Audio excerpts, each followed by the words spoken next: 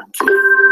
Olha só, gente, na nossa última aula, nós falamos como é que se dá a aplicação da agravante e da atenuante, dos agravantes e atenuantes. Encerramos circunstâncias judiciais, falamos que nas circunstâncias judiciais previstas lá no artigo 59, isso, nós falamos das circunstâncias judiciais, que elas, por meio da aplicação delas, nós chegamos até a chamada pena base, e que, na sequência, é sobre essa pena base que nós fazemos referência que nós fazemos os cálculos os cálculos seguintes, que são os feitos agora, com base na aplicação das circunstâncias agravantes e atenuantes. Apenas para fazermos uma referência rapidíssima, nós dissemos na última aula que, a respeito da manifestação, o que nós dissemos como conceito de circunstâncias agravantes e atenuantes? Dissemos que circunstâncias agravantes e atenuantes são dados periféricos que gravitam ao redor da figura típica e têm por finalidade aumentar ou diminuir a pena base aplicada ao sentenciado. Então, o seu cálculo incide sobre a pena base, não mais sobre a pena prevista no tipo, não é descrita na lei, mas sim sobre a pena base, a pena resultante do primeiro cálculo feito pelo juiz.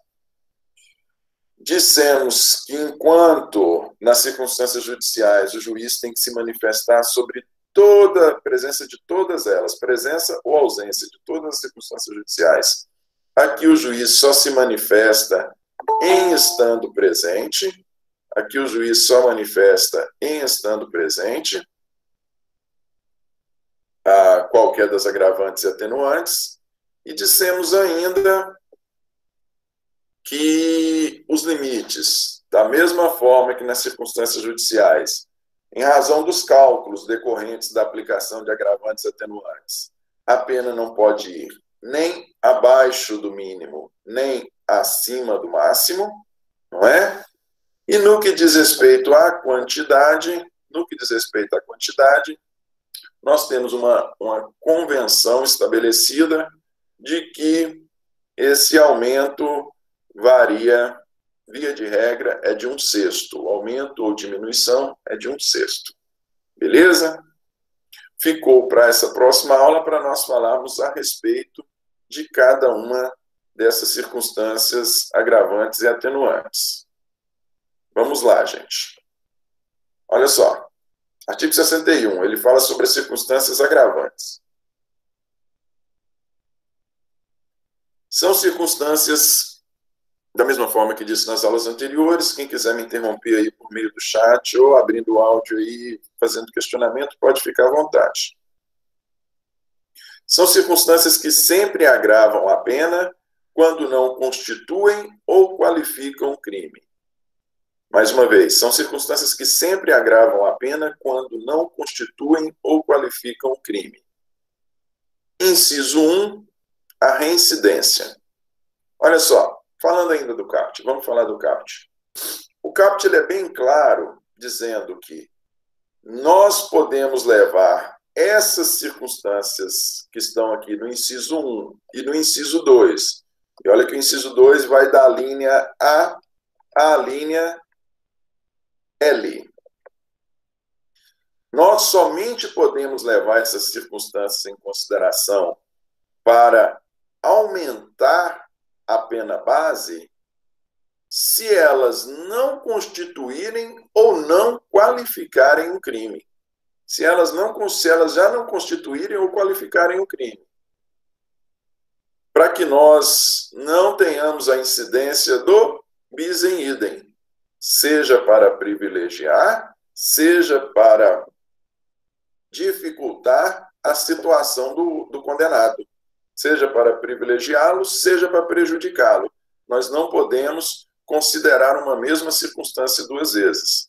Se nós já consideramos como constitutiva do crime, de um crime, ou como qualificadora de um crime, nós não podemos considerá-la novamente quando dá penação. Só para vocês terem ideia, vamos lá. A primeira das circunstâncias agravantes é a reincidência. E nós, na sequência aqui, vamos falar de reincidência. Mas só para sabermos, a reincidência é uma das agravantes. Segunda das agravantes, ter o agente cometido o crime. A linha A, por motivo fútil ou torpe. Motivo fútil, motivo de menor importância, não justifica de jeito nenhum. A pessoa olhou torto para você, você não gostou, vai lá e mata a pessoa, motivo fútil. Ou motivo torpe, que é aquele motivo reprovável, deplorável. O Greco ele até traz um exemplo daquela pessoa que a pessoa mata uma prostituta porque a prostituta não quis manter relação sexual com ele. Nós estamos aí diante do motivo torpe, né, um motivo repugnante. Então, você tem um motivo fútil de menor importância, motivo torpe, motivo repugnante. O motivo fútil e o motivo torpe, eles constituem modalidades de qualificadora do homicídio. Nós temos um homicídio simples, que é de 6 a 20, a pena, e nós temos um homicídio qualificado, que a pena é de 12 a 30. Se na hora da capitulação legal, o juiz já foi considerado, na hora da decisão, que se trata de um homicídio qualificado por motivo fútil, na hora de capitular e falar, olha, isso aqui é um homicídio qualificado por motivo fútil. Você está sendo condenado por um homicídio qualificado por motivo fútil, pena mínima de 12 a 30. Tranquilo? Na hora de sentenciar, na hora de apenar, não vai poder ser considerada mais uma vez esse motivo fútil e mais uma vez se aplicar um aumento de pena, não. Nós já tivemos um acréscimo de pena em razão do crime ter deixado de ser simples e passou a ser qualificado por motivo fútil. Nós não podemos agora novamente considerar o motivo fútil para agravar a pena, não. Entendem? Então, por isso que o 61 fala, são circunstâncias que sempre agravam a pena quando não constituem ou qualificam o crime. Se qualquer dessas circunstâncias constantes nas alíneas do inciso 2, se eles já qualificarem o crime, não vão poder ser considerados novamente para agravar a pena. Seguindo, a linha B. Para facilitar ou assegurar a execução, a ocultação, a impunidade ou a vantagem de outro crime. Aqui nós temos o cometimento de 2 crimes. Nós temos o cometimento do crime fim e nós temos o cometimento do crime meio. Quando a pessoa comete um delito e o cometimento deste delito visa assegurar a execução, a ocultação, a impunidade ou a vantagem de outro crime, o crime chamado de crime meio, nós temos o crime fim, o crime chamado de crime meio, que foi aquele que foi cometido com qualquer desses propósitos, a pessoa efetuou um furto e esse furto foi testemunhado por um terceiro. Tranquilo?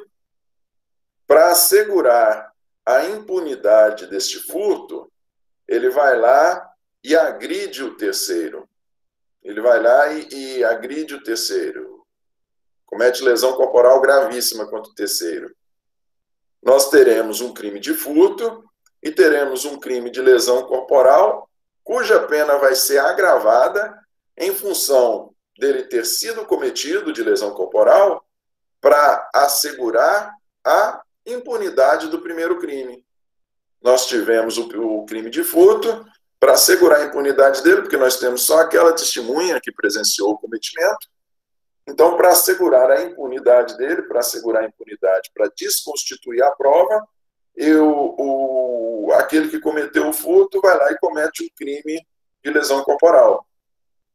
Este crime de lesão corporal vai ter sua pena agravada em função do disposto aí na linha B do inciso 2 de 61. Tranquilo, né? A linha C, a traição de emboscada ou mediante dissimulação, outro recurso que dificultou ou tornou impossível a defesa do ofendido. A traição de emboscada ou mediante dissimulação, outro recurso que dificultou ou tornou impossível a defesa do ofendido. Vejam vocês que essa linha C, ela se refere à maior vulnerabilidade da vítima. Desde que presente quaisquer dessas circunstâncias, ela indica uma maior vulnerabilidade da vítima e uma maior reprovabilidade da conduta do autor. Porque ele não só comete o crime, mas você vislumbra, pelas circunstâncias de cometimento do crime, aquele que comete a traição, aquele que comete de emboscada, que arma uma situação e aguarda a passagem nós estivemos falando ali de um homicídio, que aguarda a passagem do réu. Ou mediante dissimulação, quando nós temos a ocultação do efetivo propósito. Em todas essas circunstâncias, nós temos uma maior vulnerabilidade da vítima associado a uma maior reprovabilidade da conduta do réu, né? Eles demonstram ser uma pessoa mais fria, uma pessoa mais calculista. Em razão disso, o crime cometido nessas circunstâncias tem a pena agravada também. A linha D, com emprego de veneno, fogo explosivo, tortura ou outro meio insidioso ou cruel, ou de que possa resultar perigo comum. Aqui nós temos uma dupla fundamentação para a linha D. Nós temos aí, quando você fala em emprego de explosivo, emprego de fogo, nós temos circunstâncias que podem resultar em perigo comum. Você não só pode cometer o crime que você está querendo, né, que a pessoa não só pode cometer o crime que ela tem por propósito cometer, como ela pode atingir outros bens jurídicos. E, em função disso, pode atingir bens jurídicos de outras pessoas. E, em função disso, a sua pena é agravada. Esta é a primeira parte da linha D. A segunda parte da linha D demonstra uma maior maldade da pessoa. Olha lá, quando a pessoa, para o cometimento do crime, se utiliza de veneno, tortura ou um outro meio cruel. Então, demonstra uma maior crueldade da pessoa, do autor do fato. Em razão dessa maior crueldade do autor do fato, nós temos aí a possibilidade da pena ser agravada. E, mais uma vez, gente, sempre a presença de cada uma dessas agravantes sempre resulta numa pena, na agravação da pena em 1/6. A linha E, contra ascendente, descendente, irmão ou cônjuge, aí não tem dúvida, né? Se nós estivermos falando de um crime de lesão corporal, em que você comete lesão corporal contra filho, contra pai, contra irmão, contra cônjuge, é uma conduta mais reprovável do que você cometer o crime contra terceiro. Normalmente ali nós temos Vocês vejam que isso não é difícil de visualizar, isso não o que é importante a gente compreender, não é só a lei, o importante não é você decorar o que está na lei, o importante é você entender o porquê. E, mais uma vez, toda vez que se fala em pena, você tem que pensar em reprovabilidade. Uma pessoa com quem você tem laços de sangue, uma pessoa com um filho que confia, que depende de você, ou um pai que te criou, é muito mais reprovável você cometer um crime contra essa pessoa, por exemplo, se a gente estiver falando de um crime de lesão corporal, do que você fazê-lo contra uma pessoa com a qual você não tem vínculo nenhum. você vai ser apenado pelos dois, você cometeu o crime da mesma forma. Só que uma conduta é mais reprovável do que outra. Tranquilo? Com abuso de autoridade ou prevalecendo-se de relações domésticas, a linha F. Ou prevalecendo-se de relações domésticas, de coabitação ou de hospitalidade, ou com violência contra a mulher na forma da lei específica. Então, se nós tivermos crime cometido com abuso de autoridade ou prevalecendo-se em relações domésticas, veja só, a circunstância aqui é importante que nós estejamos sempre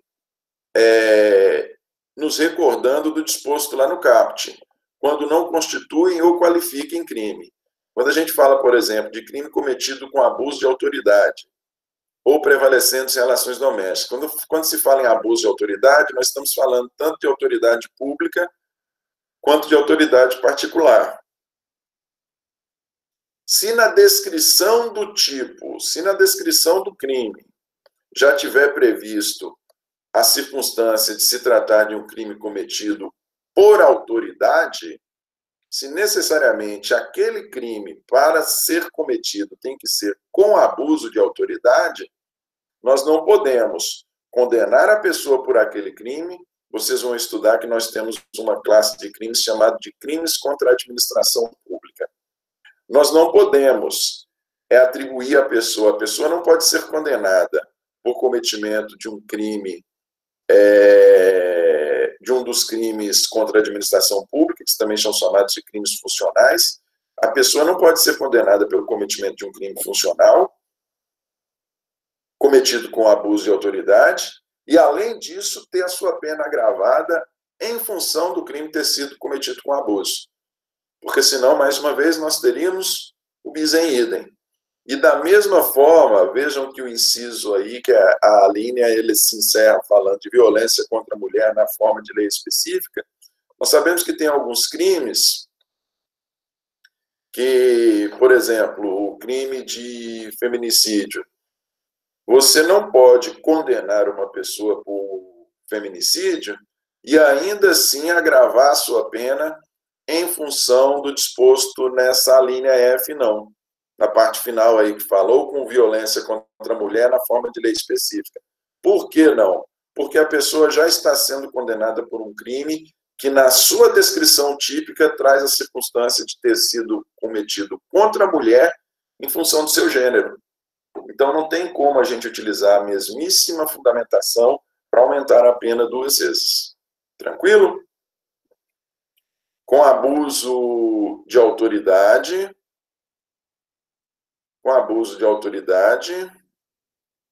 sei lá. Sim, com abuso de poder ou violação de dever inerente a cargo, ofício, ministério ou profissão.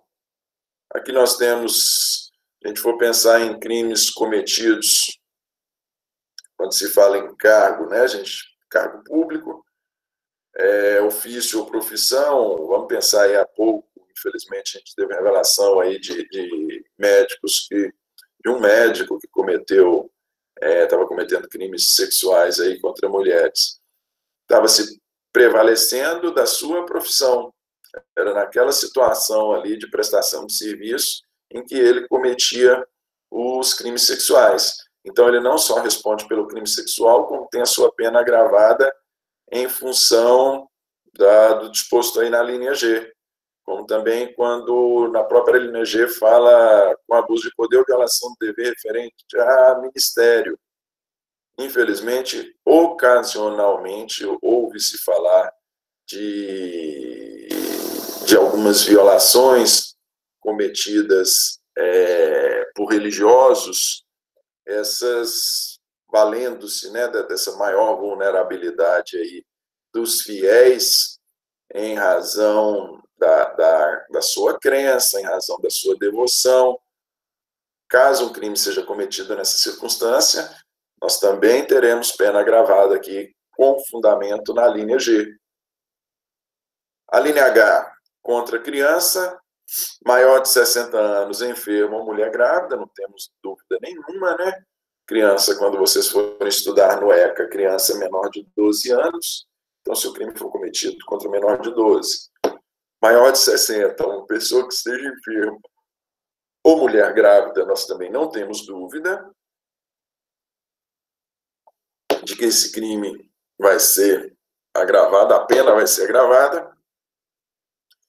Quando o ofendido estava sob sua imediata proteção, da autoridade, se a pessoa, vocês vão estudar tutela e curatela, e mesmo a autoridade paterna, materna, se a pessoa estava sob os cuidados do pai, da mãe, nós estivemos falando de uma autoridade particular, de ofendido, todo mundo que está sob autoridade de qualquer natureza, seja pública, seja privada, seja decorrente de relação de trabalho, a pessoa que está sujeita à autoridade, ela está mais vulnerável, em razão das próprias relações estabelecidas. E por estar mais vulnerável, o aproveitamento dessa vulnerabilidade por parte daquele que comete o crime demonstra que a sua conduta é mais reprovável. Vejam que está sempre atrelado, toda vez que se fala em apenação, nós sempre temos que falar em reprovabilidade.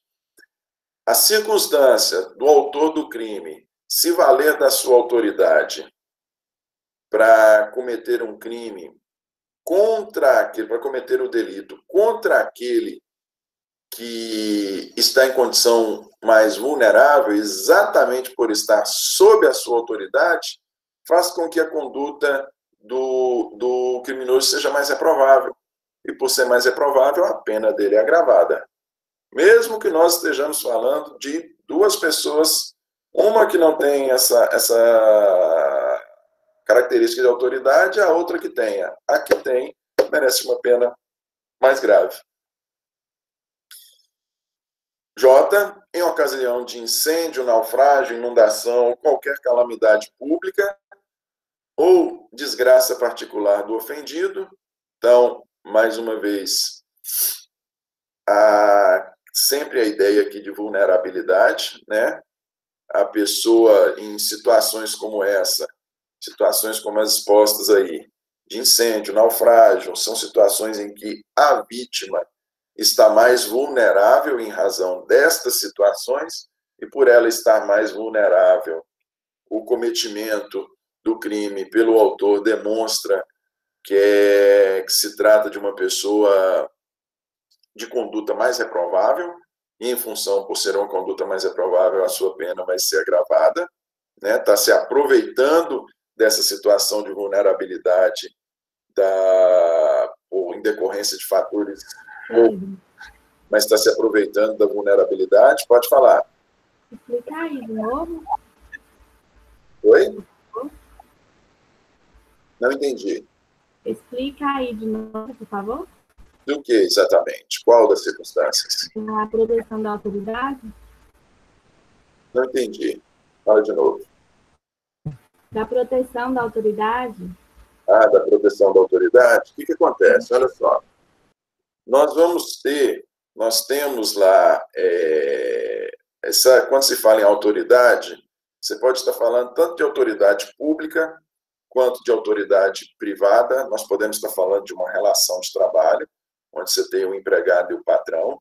Nós podemos estar falando de relações civis. Vocês vão estudar que existem duas figuras que chamam tutor e curador, que é aquele que cuida de um terceiro, que apresenta um estado totalmente apto para os atos da vida civil. Então, nós temos também uma relação de autoridade. Nós podemos estar falando de uma autoridade pública, né, o ocupante de alguma função pública. Qual é o fundamento de qualquer desses fatos aí, quando nós estamos falando de proteção, se nós estivermos falando da proteção de autoridade? Toda vez que você for pensar assim, se há uma autoridade,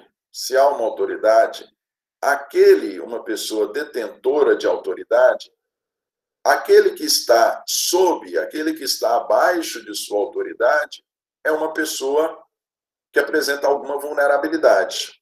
Porque se ela está sob a sua autoridade, ela tem que obedecer àquilo que aquele detentor de autoridade determina. Então, veja, se ao invés da pessoa protegê-lo, né, aí não está falando de proteção da autoridade, aquele que ao invés de proteger, comete um crime contra o seu protegido, esse cometimento de crime contra um protegido, daquele que, na verdade, deveria protegê-lo, seja em razão de qualquer dessas relações que eu indiquei, essa conduta é muito mais reprovável do que se você cometeu um crime com relação àquele que você não tem obrigação de proteção. Entendem? A ideia sempre é reprovabilidade. Toda vez que vocês pensaram em agravante, vocês têm que pensar assim, ó, nós estamos falando de crime já cometido. Nós estamos falando de pessoa que já foi apenada, inclusive já passou pela primeira fase. Ela já foi condenada, o juiz já considerou as circunstâncias e estabeleceu pena base. Nós já estamos querendo saber aqui, analisando a agravante, se ela vai ter a pena aumentada. Todo mundo vai responder. Quem cometeu um crime contra uma pessoa que está sob a sua autoridade vai responder, e vai responder de maneira agravada.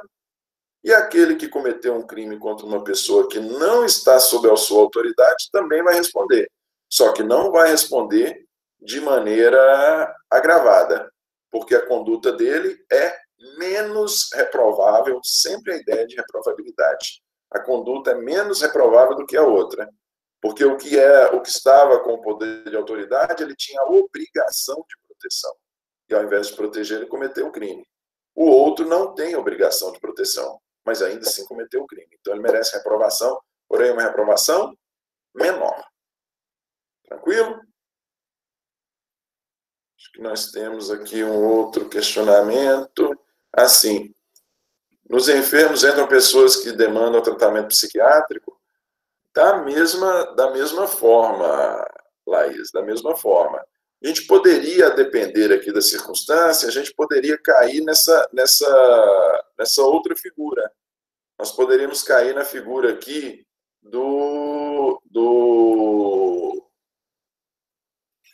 da pessoa que estava sob imediata proteção, porque a depender do tratamento psiquiátrico, a pessoa tem quem o represente, né? Infelizmente, a gente ora aí, houve casos, houve relatos de pessoas detentoras de enfermidade de psiquiátrica, pessoas que têm problemas psiquiátricos, pessoas que têm qualquer tipo de demência, que são agredidas por aqueles que deviam protegê-los. Então, nós podemos, se estivermos falando de proteção, de crime cometido por quem devia protegê-lo, nós podemos incluí-lo aí na linha I. Agora, se nós estivermos falando de um médico, né, ou médico, ou qualquer outro ali, se estivermos falando de uma pessoa internada, se estivermos falando dos profissionais que deveriam prestar serviço, mas na prestação de serviço cometem o crime contra um paciente psiquiátrico, nós podemos sim aumentar a sua pena com base aí na linha G. Se estivermos falando de quem represente o portador de deficiência, daquele que possui algum problema psiquiátrico, se estivermos falando de quem tem a obrigação de protegê-lo, a linha I. Se estivermos falando de um profissional de saúde que deveria prestar serviços, cuidar da pessoa, porém não cuida, e aí nós estamos falando de psiquiatra, de psicólogo, enfermeiro, enfim, os profissionais que cometem um crime no exercício da profissão, aí a linha é a linha G. Tranquilo? Vamos lá.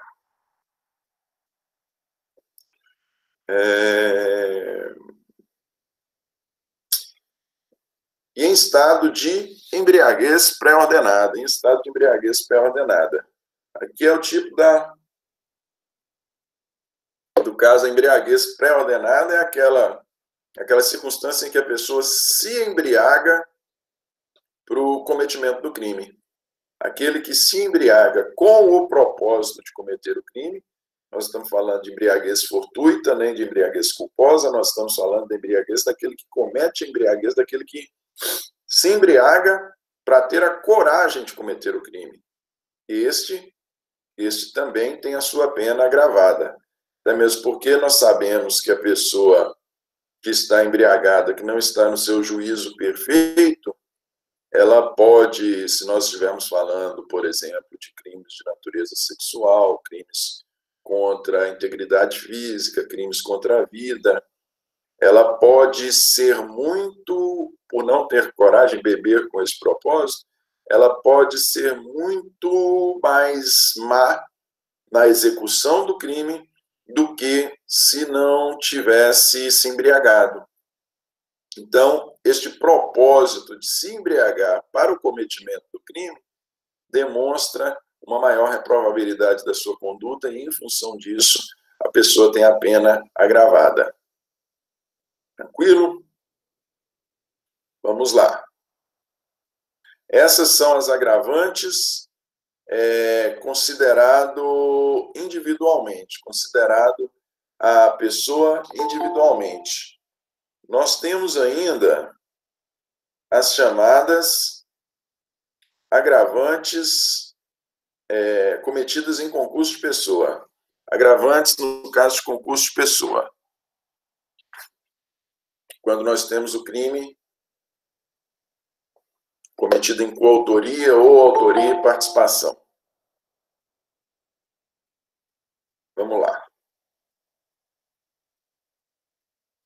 Artigo 62, que fala das agravantes em caso de concurso de pessoa. A pena será ainda agravada em relação ao agente que 1. Promove ou organiza a cooperação no crime ou dirige a atividade dos demais agentes. Então, inciso 1 é tranquilo, né? O inciso 1 ele se refere àquele que comanda, aquele que é o chefe. Nós estamos falando aí de um crime cometido em concurso de pessoas. Isso aí é facinho da gente visualizar no tráfico de drogas, né? Você tem o aviãozinho, você tem o dono da boca. Aquele que coordena, aquele que é o patrão, aquele que coordena a atividade dos outros, que é o responsável, ele merece uma pena mais agravada em havendo crime cometido em concurso de pessoas. Ele terá a sua pena agravada em função exatamente de ocupar essa posição de coordenação ou de organização no cometimento de um delito. Tranquilo? Segundo motivo de agravação de pena em concurso de pessoas. Inciso 2. Quem coage ou induz outro à execução material do crime. Aqui, esse inciso 2 ele merece duas observações. Primeira delas, vamos quebrá-lo aqui. Quem coage ou induz outro à execução material de crime. Vocês já estudaram no semestre passado, vocês estudaram coação no semestre passado. A coação que vocês estudaram para o cometimento do crime no semestre passado foi quando a pessoa é coagida a cometer o crime, quando lá se fala em coação irresistível. Quando a pessoa comete o crime sob coação irresistível, coação a que ela não podia resistir, ela não responde por crime nenhum, porque disse que ela é apenas um objeto de cometimento do crime. Né? Se nós estivermos diante de uma coação irresistível, a pessoa não responde por crime nenhum. Quem responde é apenas quem o coage. Tranquilo? Nós tivemos ali os assaltantes que vão na casa do gerente do banco lá, sequestram, botam a sua esposa, seus filhos, sob a mira de armas de fogo e determinam a ele, você vai lá no banco e vai retirar o dinheiro. Isso é uma coação irresistível. Tranquilo? Neste caso, em coação irresistível, a pessoa não age. O autor do crime age por meio dela. Então, não há concurso de pessoas, aquele que faz mediante coação não responde. Aqui, na agravante, nós estamos falando de coação resistível. É quando é possível a pessoa resistir à coação. Mas aquele que, como consta aí, aquele que coage, aquele que obriga o outro ao cometimento do crime, aquele que coage a outro ao cometimento do crime, ele tem a sua pena agravada. Além de responder pelo crime cometido pelo outro, ele também tem a sua pena agravada. Tranquilo? E a segunda parte é quando aquele que induz, aquele que planta, nós já falamos lá das duas possibilidades de cometimento de crime. Nós já falamos sobre as duas possibilidades de cometimento de concurso, cometimento de participação material. Lembra? A indução é quando você planta a ideia na cabeça da pessoa, o induzimento, e a instigação é quando você fortifica, quando você dá apoio a uma ideia já pré-existente. Então, aquele que coage, aquele que obriga o outrem ao cometimento do crime, ou aquele que induz ao cometimento, aquele que planta a ideia na cabeça da pessoa para que cometa o crime, este ele responde pela pena agravada. Além de responder pela pena, além de responder pelo crime cometido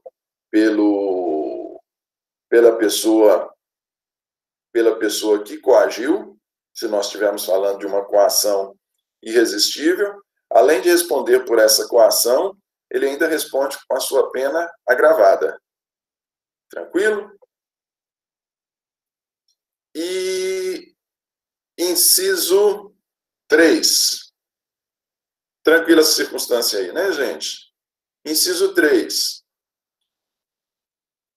Quem instiga ou determina a cometer crime, alguém sujeito à sua autoridade, ou não punível em virtude de condição ou qualidade pessoal. Inciso 3. Quem instiga ou determina a cometer crime, alguém sujeito à sua autoridade, ou não punível em virtude de sua condição ou qualidade pessoal. Olha só. Aquele que nós vimos no inciso anterior, que lá já fala em agravante no concurso de pessoas, daquele que induz. Induz a qualquer um. Já a instigação ela só vem a constituir agravante se a pessoa instigada, ou seja, aquela pessoa que já tinha o propósito de cometimento do crime e tem esse propósito reforçado por outro, este outro funciona aí como o partícipe, né? Que, na verdade, vocês lembram lá que a participação pode ser moral ou material, e o partícipe moral, ele pode instigar uma ideia já pré-existente. Neste caso, pela instigação, pela agravante da instigação, só se responde quando a instigação ela é feita para alguém sujeito à sua autoridade. Ou seja, e aí, mais uma vez, toda vez que falo em autoridade aqui, nós estamos falando tanto de autoridade pública quanto de autoridade particular, tanto de relações, por exemplo, de trabalho, quanto em relações civis normais. Aquele que instiga uma pessoa sob a sua autoridade tem a pena agravada. Aí você fala assim, mas e se não for sob sua autoridade? Bom, se não for pessoa que está sob sua autoridade, aí nós vamos ter simplesmente o concurso de pessoas. Nós vamos ter o autor, o executor material, e nós vamos ter o partícipe moral que estimulou o executor material. Nós vamos ter só esses dois atuando. O executor material vai ter uma pena maior do que o instigador. Isso se nós não tivermos sujeição de autoridade. Se nós tivermos sujeição de autoridade, se o executor, de alguma forma, for sujeito à autoridade do instigador, o instigador vai responder com sua pena agravada. E olhem só que doidura. Esse aqui não é a segunda fase do cálculo de pena? Se o executor material, se todas as circunstâncias judiciais forem favoráveis a ele, o que nós teremos? Nós teremos... Se o executor material tiver todas as circunstâncias judiciais favoráveis a ele, ele vai estar com pena mínima. Tranquilo? Ele vai estar com pena mínima. Suponhamos que todas as circunstâncias judiciais e todas as agravantes de natureza individual, todas são favoráveis ao executor material. Se todas são favoráveis, a pena dele é mínima. E aí nós temos, junto a ele, nós temos o instigador. O instigador que de certa forma, exerce autoridade sobre o executor material.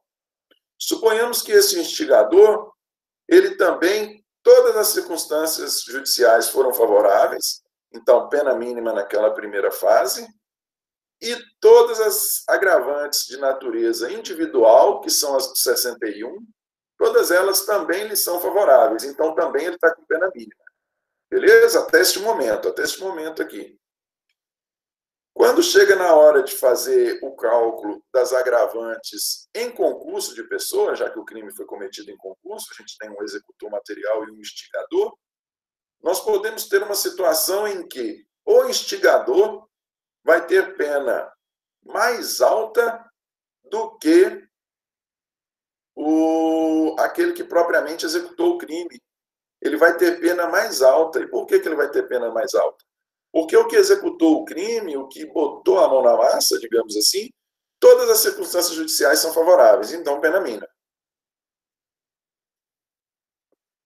O que o estimulou, também todas as circunstâncias judiciais são favoráveis, então pena mínima. Só que ele o instigou, e o instigou exercendo autoridade sobre o executor material. Então, ele vai ter sua pena agravada em função disso.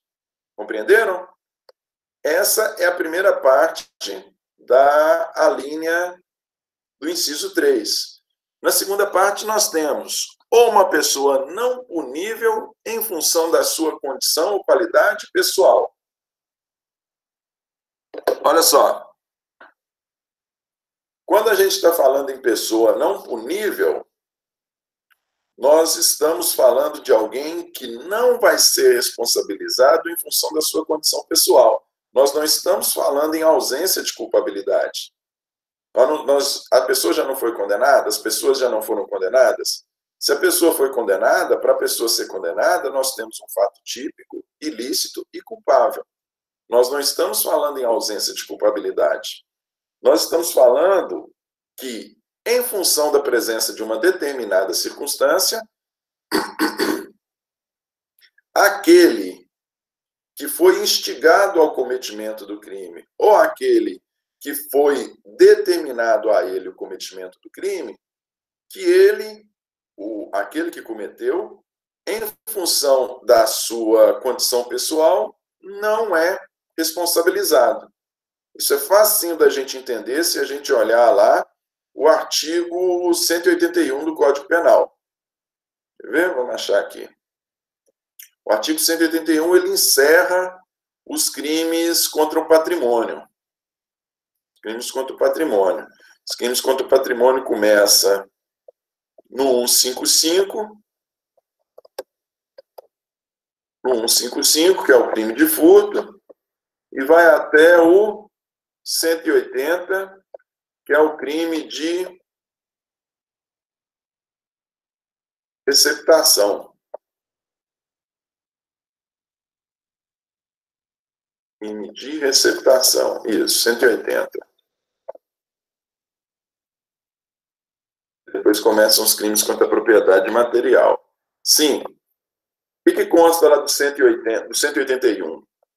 181 fala assim, ó, é isento de pena quem comete qualquer dos crimes previstos nesse título, ou seja, inclusive o furto, em prejuízo de cônjuge, na constância de sociedade conjugal, ou contra ascendente, descendente, seja o parentesco legítimo ou ilegítimo, seja civil ou natural.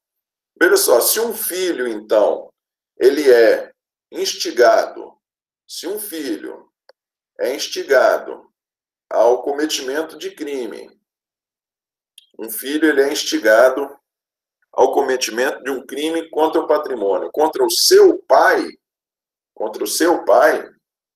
ele, filho, não é responsabilizado, um crime de furto, ele não é responsabilizado em função aí do constante no artigo 181. Ele não é apenado por isso. Porém, aquele que o instigou ou determinou o cometimento,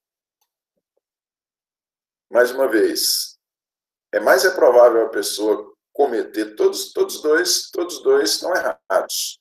Todos dois estão errados. É mais provável a pessoa cometer um furto contra o seu pai do que o terceiro, é mais provável a pessoa aproveitar-se, aquele que instiga ou determina, aproveitar-se dessa vulnerabilidade do pai, porque o pai está mais vulnerável do que um terceiro, aproveitar-se dessa vulnerabilidade do pai, do autor, do executor material do crime, é mais provável ele aproveitar-se dessa vulnerabilidade e, em função do aproveitamento dessa vulnerabilidade e da circunstância de que o filho não vai responder, ele instigá-lo ou determinar ao filho o cometimento do crime. Por isso ele tem a sua pena agravada. E, mais uma vez, nós temos um crime cometido em concurso material, o executor material, o filho, não vai responder, em razão, se estivermos falando de crime contra o patrimônio, em razão do previsto no 181 do Código Penal, ele não responde, mas aquele que o instigou ou determinou o cometimento, por exemplo, se a gente estiver falando de um usuário de droga, né, o filho é usuário de droga, aquele que instigou ou determinou, o traficante determinou a ele o cometimento para pagar a droga, aquele que instigou ou determinou, ele responde pelo crime,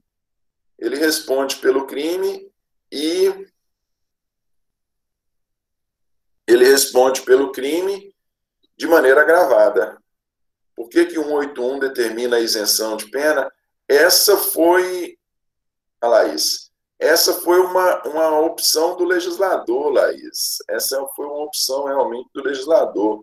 O fundamento, em especial, é porque, dentre outras coisas, o patrimônio, ele integra, né, num primeiro momento ali, o patrimônio, ele integra o patrimônio da família, e, além disso, nós sabemos que, né, o bem ele é do pai, mas ele integra o patrimônio da família, e, além disso, nós sabemos que determinadas situações dessa natureza são muito mais desavenças civis do que propriamente cometimento de um crime contra o patrimônio. É muito mais desavença a respeito de o que é de quem do que propriamente o crime contra o patrimônio. Então, o legislador optou por bem, em caso de crimes cometidos contra o patrimônio, contra ascendente ou descendente, isentar de pena. Não é que a pessoa não responde, ela cometeu um fato típico, ilícito, culpável, porém ela não vai ser apenada. Foi uma opção do legislador. Quando vocês estudarem os crimes em espécie e os crimes contra o patrimônio, vocês vão chegar neles no próximo semestre, o professor responsável vai explicar para vocês bem o fundamento dessa opção do legislador, mas tem muitas disposições que realmente elas são curiosas, né? Elas são curiosas do porquê do seu estabelecimento.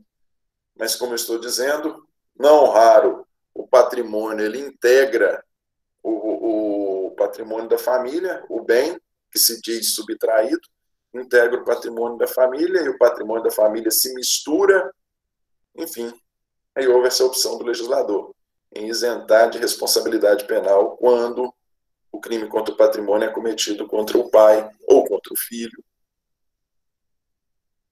O ilícito civil continua da mesma forma. A obrigação de reparar o dano continua do mesmo jeito. Se você pegar o carro do seu pai, esbagaçar o carro do seu pai lá, ou sumir com o carro do seu pai, você vai ter que responder pelo ilícito, civilmente falando, mas pelo cometimento de crime, não. Tranquilo? Vamos lá. Quem executa o crime ou nele participa, a última agravante aí do artigo 62, quem executa o crime ou nele participa mediante paga ou promessa de recompensa. Aquele que comete o crime por dinheiro, também, em caso de concurso de pessoas, ele tem a sua pena agravada. Nós temos ali duas pessoas que vão cometer um homicídio, um vai matar um dos autores, está cometendo um homicídio em razão de uma desavença de qualquer natureza com a vítima, e a outra pessoa que o acompanha está cometendo um homicídio porque aquele que tem a desavença contratou. Falou, vamos ali, vamos matar aquela pessoa, te dou R$200, te dou R$500. Esse que está cometendo o crime em função de pagamento, ele tem a pena agravada com relação àquele que não cometeu sob essa fundamentação. Tranquilo? Vamos lá. Olha só, gente. E aí nós chegamos num negócio que é meio difícil de entender. Nós já falamos sobre reincidência. Eu acho que eu fiz alguma menção a ela lá atrás, mas é um instituto que normalmente as pessoas confundem. Já falamos sobre reincidência ou não? Falei não, né? Vamos lá. Olha só. Vocês viram que a reincidência é uma das agravantes, né? Está lá o inciso 1 do artigo 61. É uma das agravantes. Olha só. No caso de reincidência, nós temos uma ideia errada a respeito do que vem a ser reincidência. Existe uma ideia errada que nós, da área do direito, nós não podemos cometer esse erro, não. Olha lá, artigo 63. Verifica-se a reincidência quando o agente comete novo crime depois de transitar em julgado sentença que, no país ou no estrangeiro, o tenha condenado por crime anterior. Mais uma vez, verifica-se a reincidência quando o agente comete novo crime depois de transitar em julgado sentença que, no país ou no estrangeiro, o tenha condenado por crime anterior. Desmembrando o artigo 63, gente. Para se falar em reincidência, nós precisamos de prática de um crime anterior, nós precisamos de trânsito em julgado da sentença que te condenou por este crime anterior, nós precisamos da prática do novo crime após o trânsito em julgado daquela sentença que te condenou por crime anterior, tranquilo? Nós precisamos desses três elementos. Nós precisamos desses três elementos. Porque, veja só, se a pessoa... O que quer isso dizer? Suponhamos que uma pessoa venha a ser condenada, e nós já estamos falando aqui de condenação, né? Nós já estamos falando de cálculo de pena. A pessoa vem a ser condenada. Essa pessoa tem 5 registros, tem registro de 5 outros boletins de ocorrência. A pessoa vem a ser condenada por furto e tem 5 outros boletins de ocorrência, simplesmente boletins de ocorrência contra ela por furto. Ela é reincidente? Não, ela não é reincidente. A pessoa que possua... A pessoa está sendo condenada hoje e contra ela tem 5 inquéritos. Nós não estamos falando de boletim de ocorrência só, tem inquérito, tem investigação em aberto contra ela. Ela tem 5 investigações por furto. Ela é reincidente? Não, ela não é reincidente. Ela não é reincidente. A pessoa... Vamos caminhar mais um pouquinho. A pessoa vai ser sentenciada hoje. A pessoa tem 5 outros processos criminais em andamento contra ela. A pessoa é reincidente? Não, a pessoa não é reincidente. Vamos caminhar mais um pouquinho. A pessoa vai ser sentenciada hoje e ela tem 5 processos outros contra ela. Ela vai ser sentenciada hoje, num processo hoje, e ela tem 5 outros processos contra ela. Nesses 5 outros processos, ela já teve condenação, porém, nesses 5 outros processos, ela recorreu de todos. Então, ela está sendo condenada por um aqui, ela recorreu de todos. Essa pessoa é reincidente? Essa pessoa não é reincidente. O juiz que vai sentenciar ela hoje pode considerar esses 5 outros processos e aumentar a pena por reincidência? Não, o juiz não pode. Só é para haver reincidência, nós precisamos de prática de crime anterior, nós precisamos de trânsito em julgado da sentença que tenha condenado por crime anterior, e nós precisamos da prática de um novo crime após o trânsito em julgado. A pessoa cometeu um crime em 2018, a pessoa foi condenada em 2019, não recorreu, beleza? Foi condenada em dezembro de 2019. Em janeiro de 2020, essa pessoa cometeu um novo crime. Ela cometeu depois do trânsito em julgado? Cometeu o crime depois da prática de um anterior? Foi anterior, porque ela cometeu em 2018. O crime novo que ela cometeu foi depois do trânsito em julgado da sentença condenatória anterior? Foi. Porque nós tivemos o trânsito em julgado em dezembro. E a prática desse crime foi quando? Foi em janeiro. Janeiro é depois de dezembro. Então, na hora que ele for sentenciado por este novo crime que ele cometeu aqui em 2020, suponhamos que a pessoa estava presa e, em função de ser presa, o processo anda rápido. Suponhamos que a pessoa estava presa e ela foi julgada, nós estamos em abril. Cometeu o crime em janeiro, a pessoa vai ser julgada hoje. O juiz pode aumentar a pena dela em função da reincidência? Agora pode. Por quê? Porque nós temos um crime que ela cometeu em 2018, ela foi condenada em janeiro de 2019, em dezembro de 2019, ela não recorreu, então transitou em julgado em dezembro de 2019, ela cometeu um novo crime em janeiro de 2020, ou seja, depois do trânsito em julgado da sentença que condenou ela por crime anterior. Na hora de dar sentença nela, na hora de sentenciar este processo por este novo crime cometido em janeiro, o juiz vai poder aumentar a pena pela agravante prevista aí no inciso 1 do 61, que é a reincidência. Beleza? Tranquilo aí? Para entender a residência, né? Olha só. No cálculo da reincidência, como é que se faz o cálculo da reincidência? Vamos lá no artigo 63. Artigo 63, Código Penal. Artigo 63.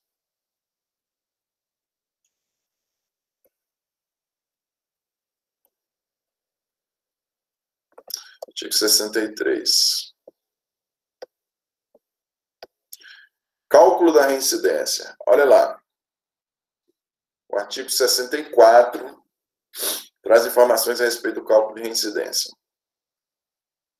Não prevalece a condenação anterior se entre a data do cumprimento ou extinção da pena do infrator, da infração posterior, tiver decorrido período de tempo superior a 5 anos, computado o período de prova da suspensão ou do livramento condicional, se não ocorrer revogação.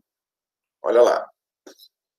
Não prevalece a condenação anterior se entre a data do cumprimento e a extinção da pena e a infração posterior, perdão, gente, vou ler de novo. Não prevalece a condenação anterior se entre a data do cumprimento ou extinção da pena e a infração posterior tiver decorrido um período de tempo superior a 5 anos, computado o período de prova da suspensão ou do livramento condicional, se não ocorrer sua revogação. Olha só. Vamos por partes aqui. Para efeito de reincidência, nós temos um limite temporal. Qual é o primeiro dos limites? Olha lá. A pessoa teve condenação anterior? Tem. A pessoa cometeu o crime, se a gente voltar lá nos requisitos. A pessoa praticou crime anterior? Praticou crime anterior. Transitou em julgado? Transitou em julgado. Ela foi condenada, transitou em julgado. Se ela cumpriu pena, cumpriu. Se entre a data do momento que ela saiu do presídio, suponhamos que ela pegou uma pena privativa de liberdade, se entre o cumprimento da pena, o encerramento do cumprimento da pena, ela terminou o cumprimento da pena dela lá em 2000, estamos em 2020, ela terminou em 2014. Se entre a data do encerramento do cumprimento da pena e a prática do novo crime, se tiver transcorrido mais de 5 anos, por mais que ela tenha cometido um crime após o trânsito em julgado de sentença que tenha condenado por crime anterior, aqui ela começou a cumprir pena em 2014, ela cometeu o crime em 2012. Tem crime anterior? Tem. Tem condenação transitada em julgado? Tem. Foi em 2014. Tem prática de novo crime após o trânsito em julgado? Tem.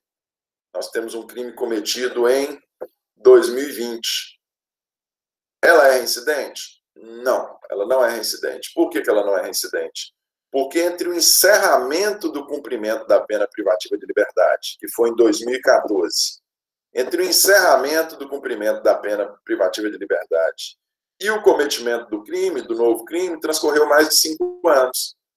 Ela saiu do presídio em 2014, 2015, 16, 17, 18, 19. Se ela comete um crime em 2020, ela já não é mais considerada reincidente.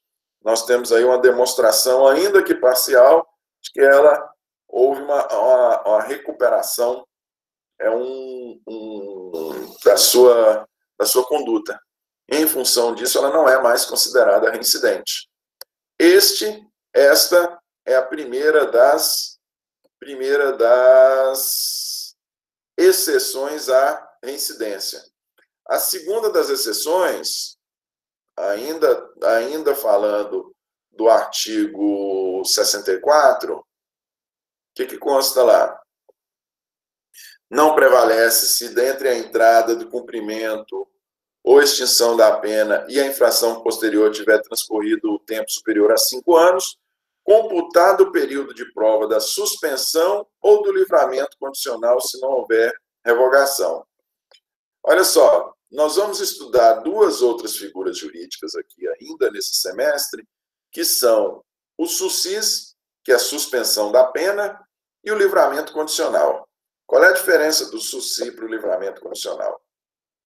No SUSI, a pessoa é sentenciada, é apenada, só que o cumprimento da pena é suspenso. A pessoa não teve direito à suspensão condicional do processo, teve que ser aplicada a ela a pena privativa de liberdade, só que apesar de ter sido aplicada a pena privativa de liberdade, desde que ela preenche os requisitos legais, o cumprimento da pena foi suspenso. Eu costumo dizer, né, que o nosso direito penal é uma mãe, que não presta são nossos presídios. O cumprimento da pena foi suspenso. Durante esse período que a pena está com o cumprimento suspenso, esse período é chamado de período de prova. Período de prova. E esse período, ele é computado para fins de cálculo para saber se a pessoa tem ou não direito se a pessoa é ou não reincidente. Suponhamos que a pessoa teve a sua pena suspensa pessoa foi condenada lá atrás, foi a ele aplicado pena privativa de liberdade, não foi substituída, porque ele não preencheu os requisitos legais, então ficou uma pena privativa de liberdade mesmo. Só que ela foi beneficiada com a suspensão condicional da pena, com SUSIS. Na hora de calcular, e ela cumpriu direitinho as condições, porque a suspensão é condicional, você tem que cumprir algumas condições. Ela cumpriu direitinho essas condições. O período de prova dela foi de 3 anos. Um exemplo. O período de prova dela foi 3 anos, beleza? Passados esses 3 anos, se ela cumpriu direitinho as condições, nós vamos ter extinção de punibilidade. Está extinto a pena dela aqui, ó. Nós já passamos 3 anos ela livre, ela não ficou 3 anos livre.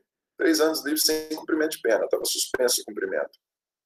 Na hora da gente calcular se ela é reincidente ou não, se ela vier cometer um outro crime, nós vamos ter que considerar esses 3 anos, somados a esses 3 anos, 2 outros anos seguintes.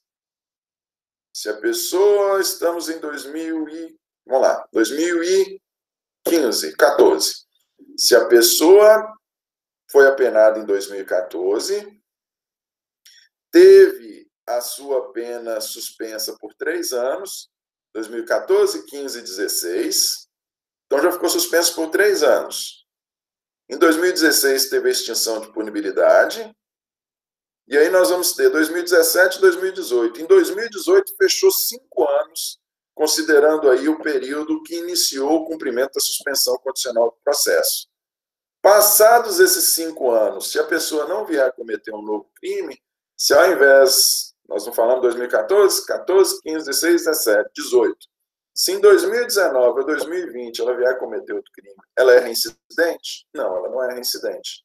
Ela teve 3 anos de suspensão de pena, e além desses 3 anos de suspensão de pena, ela teve mais 2 além do período de prova de 3 anos, nós tivemos a extinção de punibilidade. Após a extinção de punibilidade, nos 2 anos seguintes, ela ainda não cometeu nenhum crime.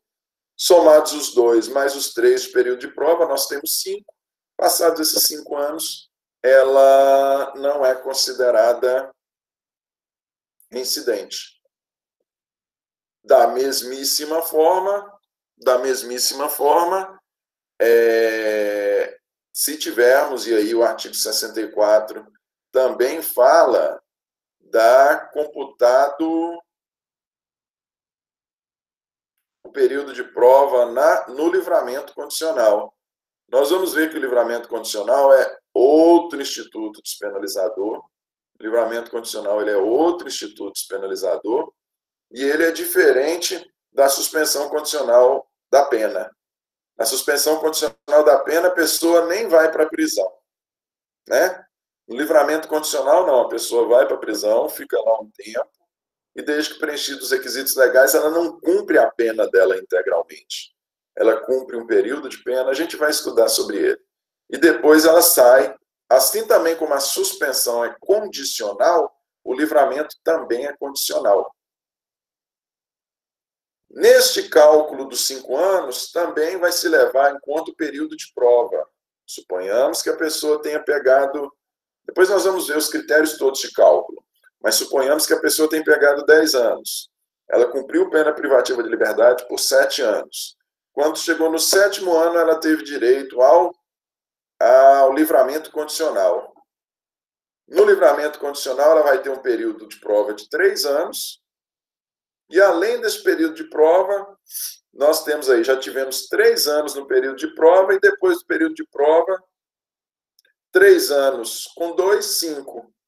Se ela cometer um delito depois deste período de 5 anos, considerado desde o momento em que foi concedido o livramento condicional para ela, ou seja, 3 anos de livramento condicional, mais 2 anos depois que ela teve extinta a punibilidade, contados esses 5 anos, se ele vier a cometer um novo delito, ele também não é reincidente. Diferença no livramento, na suspensão da pena, nós não temos a pessoa nem vai para a cadeia. No livramento condicional, a pessoa vai para a cadeia, porém, chega num determinado momento do cumprimento da pena, ela sai. Alguém vai fazer um livramento aí? Ô, professor, e se a pessoa tiver ficado 5 anos no livramento condicional e depois tiver a extinção de pena?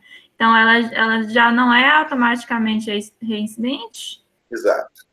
Se ela, por qualquer motivo, tiver tido o período de prova dela foi de 5 anos, se o período de prova dela foi de 5 anos, assim que decretar a extinção de punibilidade, simultaneamente a decretação da extinção de punibilidade, porque ela passou o livramento condicional todinho, ou a suspensão da pena sem fazer nada de errado, cumpriu todas as condições, assim que decretar a extinção de punibilidade, simultaneamente ela também já não é mais reincidente.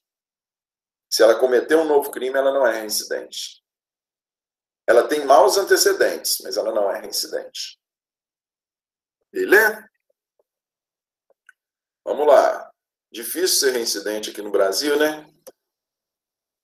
Beleza. Sempre costumo dizer, o que não presta são os presídios. Nós temos muitos favores legais. Vamos lá.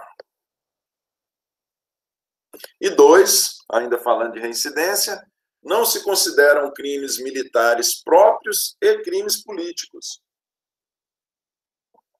Depois vocês deem uma olhadinha no material que encaminhei para vocês. Nós temos exemplos de crimes próprios, crimes militares próprios, que são crimes cometidos apenas por militares. Lá no artigo, deixa eu só ver um negócio aqui. Lá no artigo 195.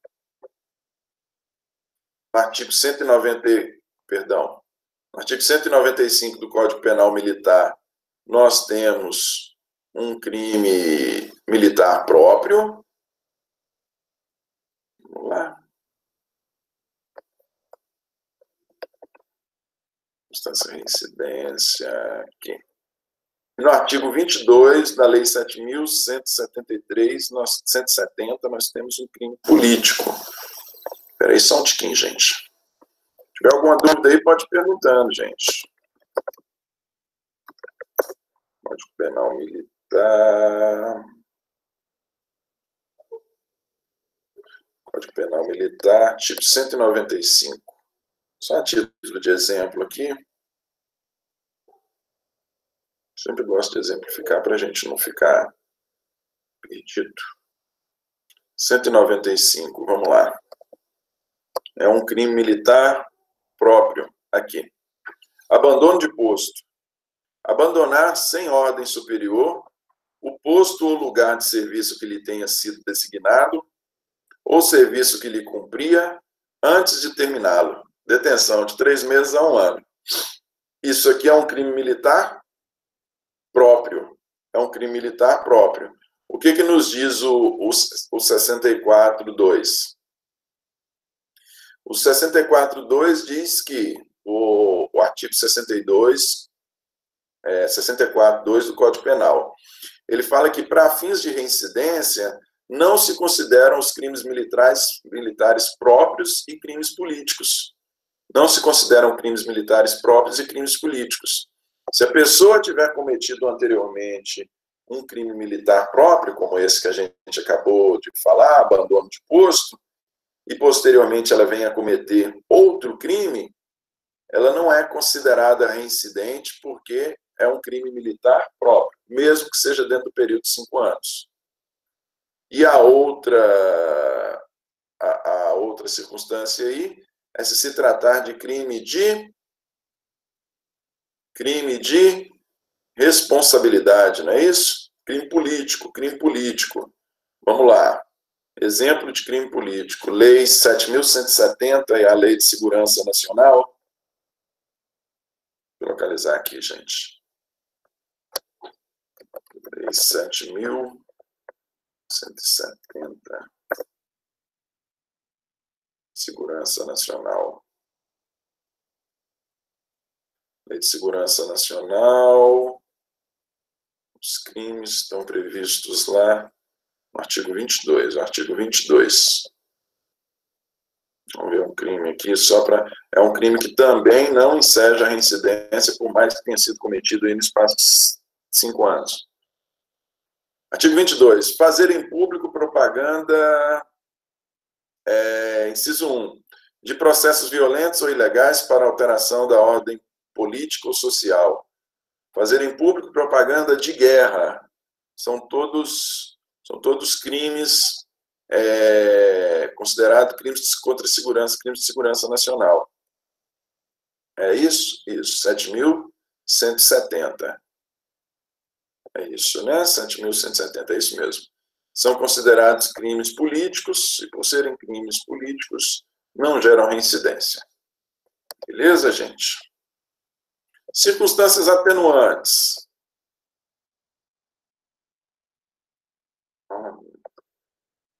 Bom, vamos só começar a circunstância atenuante aqui, que a gente tem que dar uma caminhada, viu? Nossa matéria está... Nós ainda temos muita coisa para ver. Vamos só fechar 11 horas aqui. Vamos lá.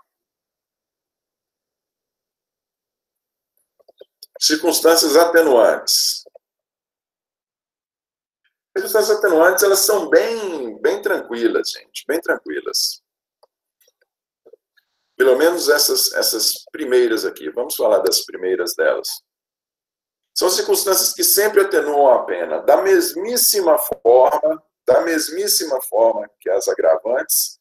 As atenuantes, elas reduzem a pena em 1/6, tranquilo, e são consideradas nessa segunda fase de cálculo de pena, e também incidem sob a pena base, resultante dos cálculos feitos pelo juiz lá atrás, considerando as circunstâncias judiciais. Circunstâncias atenuantes. São circunstâncias que sempre atenuam a pena. Ser o agente menor de 21 anos na data do fato, se a pessoa tiver entre 18 e 21 na hora do cometimento, no momento do cometimento do delito, ele tem a pena atenuada, ou maior de 70 anos de idade na hora da sentença, no momento da sentença. O menor de 21, ele há mais tempo para ele consertar, né? Já que a cadeia é a escola do crime. Então, vamos tentar reduzir a pena dele aqui no caso, vamos tentar atenuar a pena dele para ele ficar menos tempo na cadeia, né? Uma pessoa mais tendente a consertar. Ou a pessoa que tem mais de 70 anos na data da sentença, a pessoa que tem mais de 70 anos, como brinca um amigo meu, já está descendo o morro. Professor. Oi. Essa parte aí, no momento da sentença ou do crime que ele cometeu? Da sentença. É no momento da sentença. Na 18 anos, entre 18 e 21, é no momento do cometimento do crime. Entre 18 e 21 é no momento do cometimento. Maior de 70 é na data da sentença. Se na hora que a pessoa, suponhamos que a pessoa cometeu o crime quando tinha 63 anos, mas usou de um monte de recursos, conseguiu levar esse processo até o STF, chegou lá no STF, ela já tinha 70 anos de idade. Neste caso, a pena dela tem que ser atenuada por ela possuir mais de 70 anos. Está mais próxima de fazer a viagem, então ela tem a pena atenuada. Opção do legislador, né? E inciso 2, e aí nós vamos morrer aqui no inciso 2, porque o outro fala de uma série de circunstâncias de cometimento do crime, mas o inciso 2 fala de desconhecimento da lei. Lembra que vocês estudaram desconhecimento da lei,